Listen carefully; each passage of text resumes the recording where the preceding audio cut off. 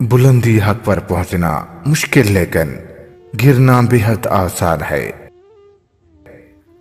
جو شخص اپنی حیثیت کے مطابق زندگی بسر کرنے کا عادی ہے وہ کبھی کسی کا محتاج نہیں ہو سکتا۔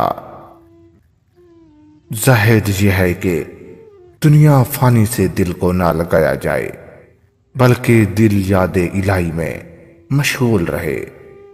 جس کے دل میں خوف خدا ہے وہ مومن ہے۔ جب تک بندہ احساس بے چارگی اور اضطراب شدید میں مبتلا نہ ہو اس کی دعا قبولیت کا شرف حاصل نہیں کرتی۔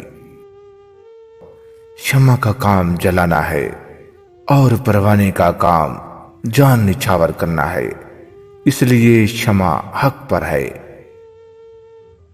جس نے توکل الہی اپنے بازوں سے رزق حلال کمایا گویا اس نے جنت میں اپنا مکان بنایا۔ پروانے کی مانند جان نچھاور کر کے بلند مرتبہ پا جاؤ۔ غم کا علاج استغفار ہے۔ مومن اور کافر کے درمیان فرق نماز ہے۔ جو نماز کا عادی نہیں وہ کبھی مومن نہیں ہو سکتا۔ خوش قسمت انسان کا شیوا یہ ہے کہ ظلم برداشت کرے اور ظلم کو معاف کرتا رہے۔ جب تک شریعت کو مضبوطی سے نہ پکڑو گے کبھی بھی فلاح نہ پاؤ گے۔ کوئی صالح آدمی اس وقت تک ولی نہیں ہو سکتا جب تک شریعت حقیقت اور طریقت کا اس کو علم نہ ہو۔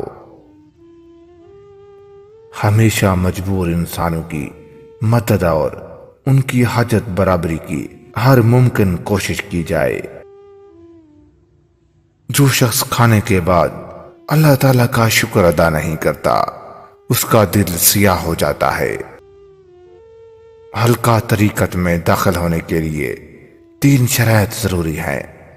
نمبر 1 اپنی آستین چھوٹی کرنا، نمبر 2 دامن اونچا رکھنا، نمبر 3 سر مڈوانا۔ 3 باتیں ہمیشہ یاد رکھنا، کبھی بھی نا امید نہیں ہوں گے۔